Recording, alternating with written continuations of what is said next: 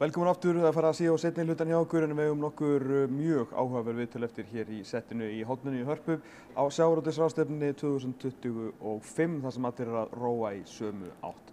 Við ætlum að fara að tala um markaðsmálin því að einhvern veginn þarf líka að markaðssetja fiskinn og fiskvinnslurnar og greinina og útflutningin og ég veit ekki hvað og hvað og við erum komið með tvo frábæra menn til þess að ræða þetta við okkur. Annars vegar Daði Guðjónsson, forstöðumaður markaðssamskipta hjá Íslandsstofu, velkominn. Takk fyrir það. Og hins vegar Hreggviður Magnússon, framkvæmdastjóri Síder sem er innan Pipar TBFA sem er nú fyrirtæki heldur betur tengt sjávarútveginum þegar kemur að markaðssetningu. Velkominn.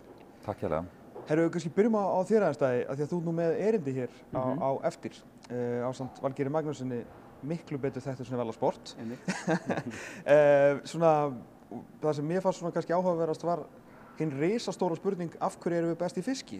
Einmitt. Og þú ætlar einhvern veginn að svona, ég veit ekki, ætlar að útskýra það fyrir, er þetta bara opin spurning? Við ætlum að leita einmitt svara hjá salnum. Já. Við ætlum að fá greinendur til að hjálpa okkur að reyna að einkenna hvað er það sem er svona frábært fyrir íslenska fisk og íslenska sjávarútveg.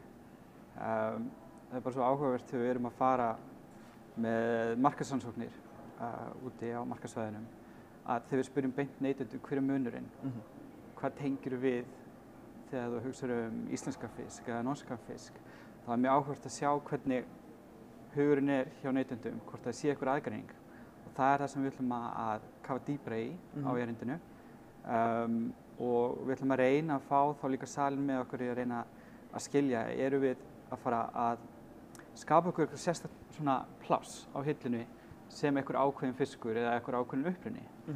Það er einhvern veginn þannig að við sem neytendur, við viljum kannski meina að markaðssetning hefur ekki áhrif á okkur og við erum mjög sjálfstæðir sem neytendur, en það er einhver ástæða fyrir því að við veljum einhver ákveðin vörumerki eða einhver ákveðin uppruna.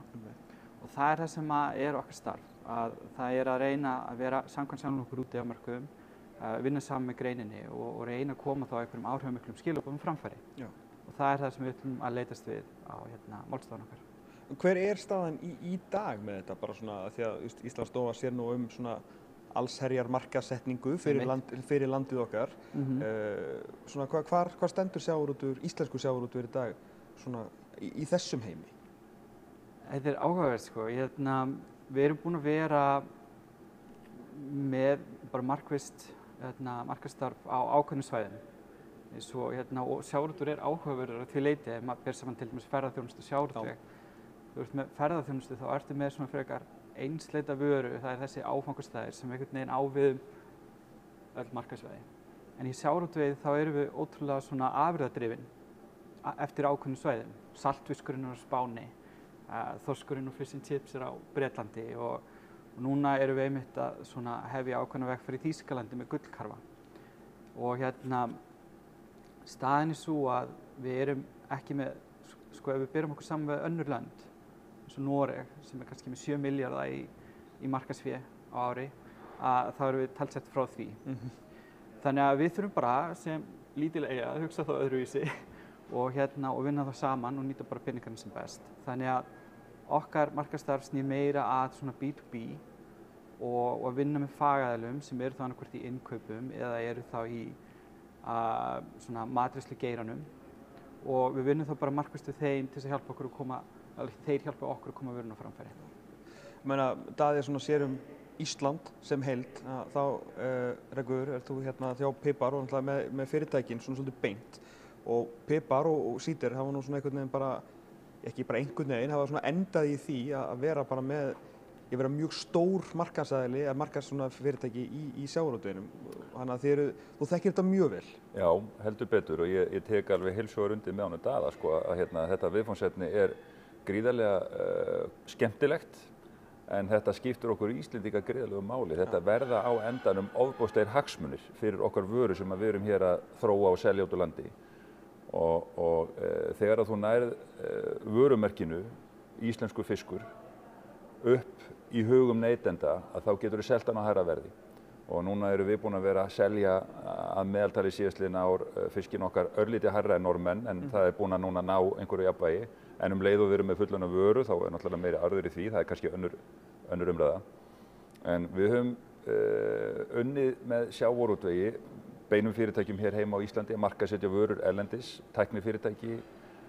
Skaginn, Valka og fleiri, en kannski núna upp á síðustu 2-3 árin höfum við unnið með samtökum uppsjávarfyrirtækja í Danmörku. Þær eru búin að vera að vinna að því að markaðssetja danska síld á útflutningsmarkaði. Þar voru uppsjávarfyrirtæki að glíma við minnkun í sölu á lykilmörkuðum og þurftu að ýta undir einhvers konar skilaboðum ágæti á þeirri vöru.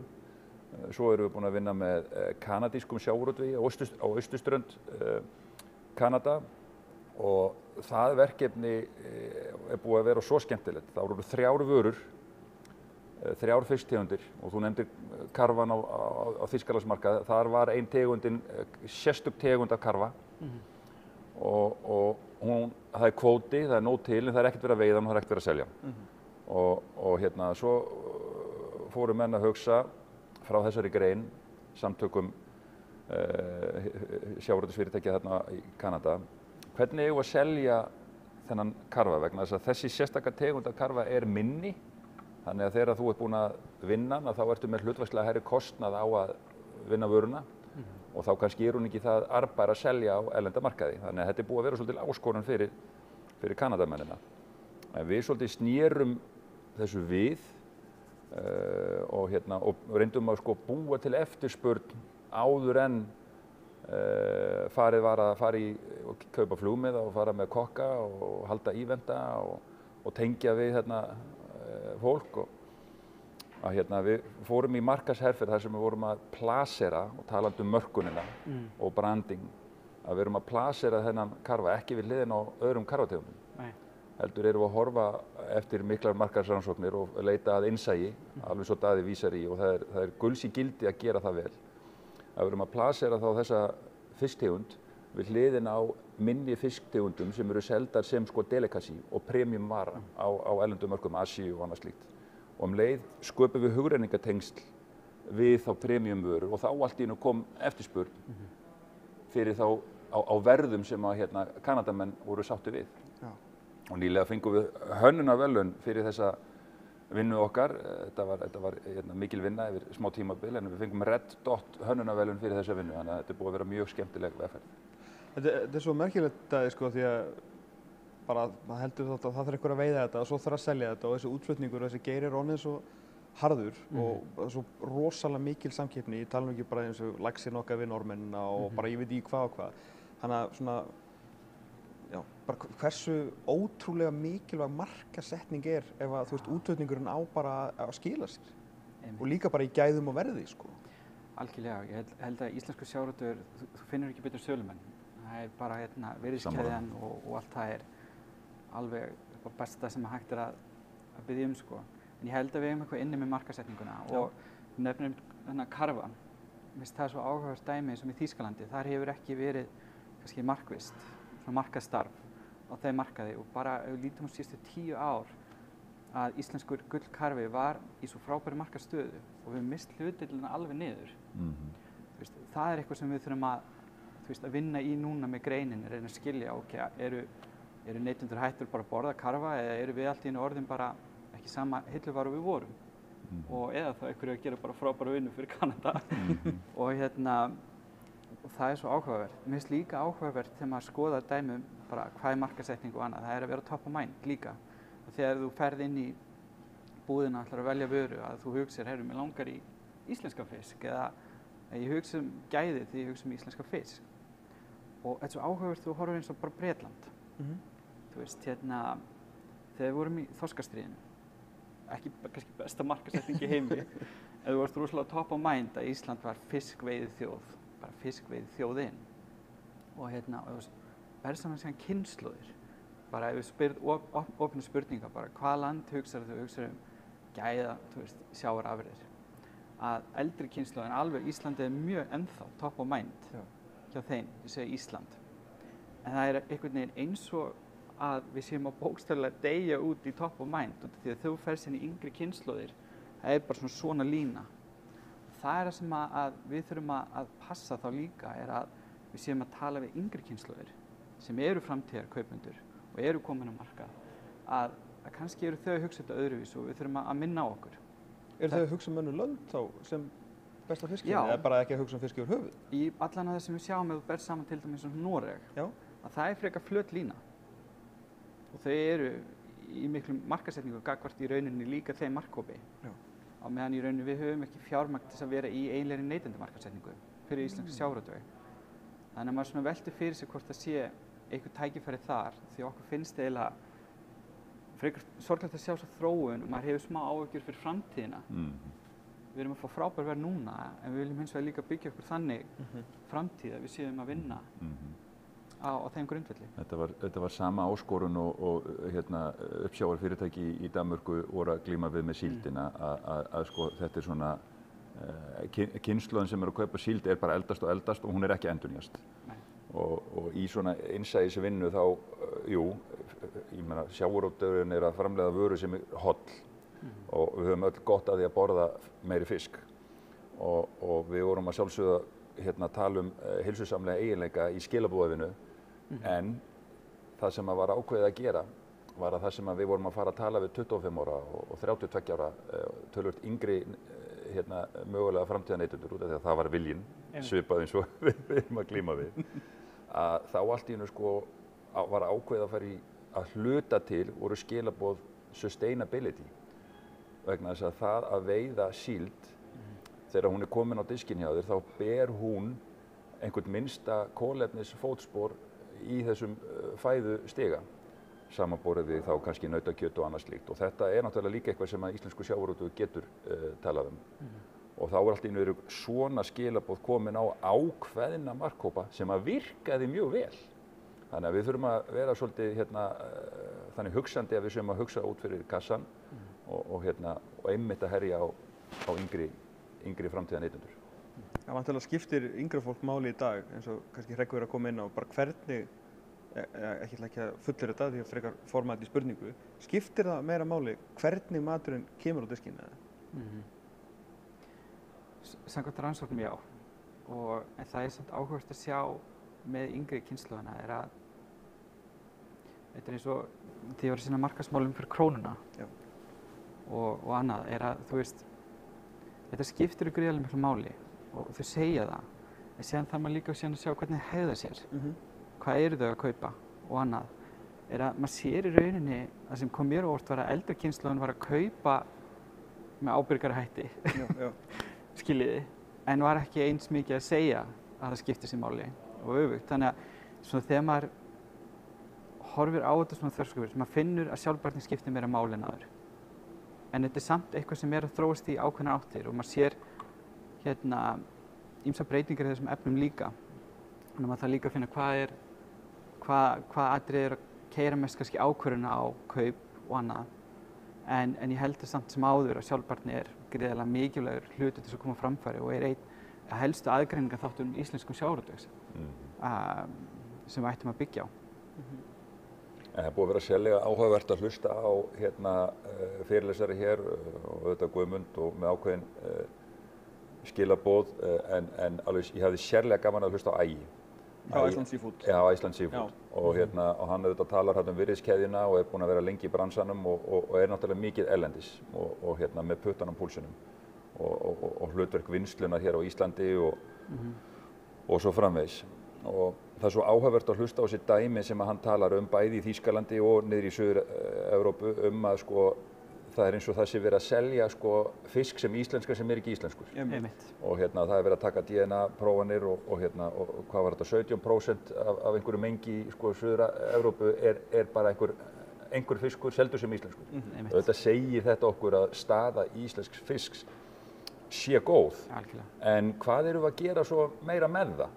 Þannig að, og eins þegar að gera bara gömlu góðu svótgreininguna. Ég hafði nú bara gaman að því að sjá svótgreiningu upp á Glærusjói á sjávarútvegsráðstefnunni.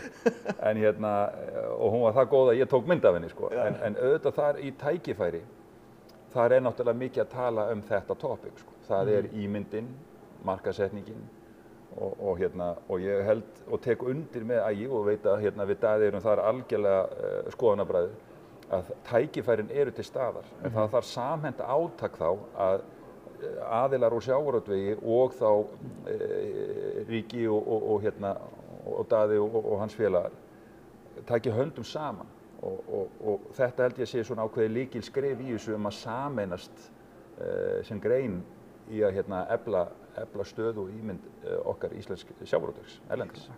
Sko að því við erum að tala þetta sem að Hreggviður var að tala að því Ægir satt nú með okkur í gær og sagði okkur þessa frá þessu að þetta ekki smá eins og með markaðssetningu bara eins og þú ert búin að elda sko beef bourguignon sko í 6 tíma, þú ert síðan bara 5 mínútur að borða það. Alveg samanvantilega með markaðssetningu og bara svona við erum búin að byggja okkur upp, koma okkur upp á einhverja rosa háa hillu sem geti verið hærri erlendis. En við erum vantilega miklu fljótari að fara niður talandi top of mind og fólk hugsi gæði ef að svona heldur áfram að viðgangast einhvern veginn. Er þetta ekki stór hættur fyrir markaðssetningu? Ég myndi segja, sko, það svona, þitt fyrsta instinkt já, en ég myndi segja nei, vegna þess að sko bara viljinn að einhver vilji kopía þetta. Bara, þú veist, já, ég meina Kína vill kopía sko ýmis vörumerki sem eru þekkt og það er styrkur í vörumerki. Við leitum til Apple vara út af því að við bara erum með hugrenningatengsl og tilfinningar gagnvart þessu vörumerki. Það er ótrúlegt og svo framvegis. Þannig að það að einhver vilji setja fiskinn sinn undir okkar vörumerki, það er gríðarlega sterkt. En svona ef ekkert er gert og þessu er lyft að viðgangast, það er einhver hætta í því. Ég myndi segja það, þetta getur skaðað. Þess vegna skiptir sko uppruni og möguleg vottun og annað slíkt og einhvern veginn að tengja við þetta íslenska vörumerki. Gríðarlega mikilvægt fyrir hagsmuni okkar. Algjörlega. Þetta er alltaf talað líka bara out of sight, out of mind. Og það er einhver ástæði fyrir að Coca-Cola er að auglýsa það. Þekkja allir Coke, en þau þurfa að minna á sig og það er alveg til líka bara ákveðin dæmi úr bara markaðssetningarheiminum. Eins og Nike fór ykkur á tímabili ákveðin þess að vegferða, bara heyrðu við erum varan tala fyrir sig og svo framvegis og þau mistu hlutdeild og annað. Og þetta er alveg, þú veist, ég er algjörlega sammála því að við erum með ótrúlega sterka vöru og við erum að fá flott verð. Þetta er meira bara svona markaðssetning er akkurat til þess að hugsa til langstíma. Þetta er ekki salan í dag heldur, salan á morgun og næstu framtíð, þú veist. Og ég held þetta sé, þú veist, kannski ættu að horfa á þetta bara það er ótrúlega mikil tækifæri. Í staðinn fyrir kannski að horfa á þetta neikvætt og við munum missa allt frá okkur eða annað. En meira bara við erum að standa okkur ótrúlega vel í sölunni, við erum með frábæra vöru. Þú veist, það er bara ágóður fyrir okkur að nýta markaðssetninguna til þess að keyra virðið upp og vera bara relevant gagnvart kynslóðum sem eru að koma inn á markaðinn og eru á markaðnum. Þannig að ég held að sé fullt af tækifærum og það er, þú veist, á meðan við erum ekki inn á markaðnum og einhver aðrir eru að tala, þá erum við allan ekki í samtalinu. Ég var á samtök ferðaþjónustunnar, voru með alltaf sinn fundum daginn og sem að lauk á því að það var verið að frumsýna nýja auglýsingaherferð, SAF, var til Bretlands sérstaklega, eða bara Bretlands í raun og veru, þar sem að einn strákurinn In-Betweeners var með einhverjum 2 öðrum og Joe Thomas, einmitt. Já, var að herja á norðurljósin. Er þetta eitthvað sem að, veit alveg að svara já, en ég ætla samt að spyrja, er þetta eitthvað sem við þurfum að gera meira af svona heilsteypt markaðssetning frá geiranum þá og eða í samstarfi við Íslandsstofu eða eitthvað fyrirtæki? Við höfum allan að fundið það. Ég meina við munum með ferðaþjónustunni núna í meira en áratug að byggja upp ásýnd og vitund áfangastæðin og þetta er svona áhugavert þegar við vorum með fyrir bara svona áratug síðan með ferðaþjónustunni og það kom enginn að vetri til. Þú veist, þetta var sumar áfangastæður. Sem er mjög fyndið í svona ljósið þess að búa hérna. Akkurat, það eru bara tækifæri til þess að byggja það og þetta var áhugavert, jafnvel þegar við vorum að ræða við greinina og þau voru að segja að það kemur enginn hérna að vetri til og annað. En við tókum saman höndum, við unnum að sameiginlegri markaðssetningu og það eru fleiri ferðamenn sem koma núna í janúar og febrúar heldur en þá í júní, júlí, ágúst í rauninni og við náðum einhvers konar heimsmeti að lækka árstíðasveiflu og byggja upp sjálfbærum vexti yfir allt árið. Þannig að þú veist, þetta kemur út úr þessu sameiginlega samtali sem að þú veist, við höfum vissilega verið að vinna með sjávarútvegum á mörkuðum. Þú veist, við höfum verið að vinna mjög bara flott starf í Suður-Evrópu með saltfiskinn og í Bretlandi líka með fish and chips og svo framvegis. En það er eitthvað, við höfum aldrei náð kannski á sama stall og Noregur í markaðssetninguna því þeir hafa fjármunina. Þannig að já, eins og ég segi, þú veist, ég held að það eru fullt af tækifærum til þess að vinna betur saman að þessu. Svo segi, þú veist, frábær vara frábær iðnaður og bara, þú veist, hérna, sjávarútvegurinn á Íslandi til fyrirmyndar. Bara fleiri ættu að vita því. Og það áhugaverða líka að í rannsókninu sjáum við, því meira sem fólk veit Ísland, þeim mun jákvæðir það. Það allavega gott að það sé líka. Það er bara að vita meira hérna, hvað við höfum fram að bjóða. Frábært.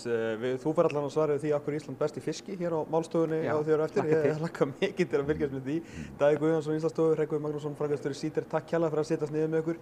Virkilega áhugavert, mjög gott spjall. Takk fyrir. Takk fyrir. Takk fyrir. Við höldum áfram eftir smá stund. Við höfum eftir að fá framkvæmdastjóra SFS og Þórdís Kolbrún Reykfjörð Gylfadóttir að loka þessu með okkur hér á eftir.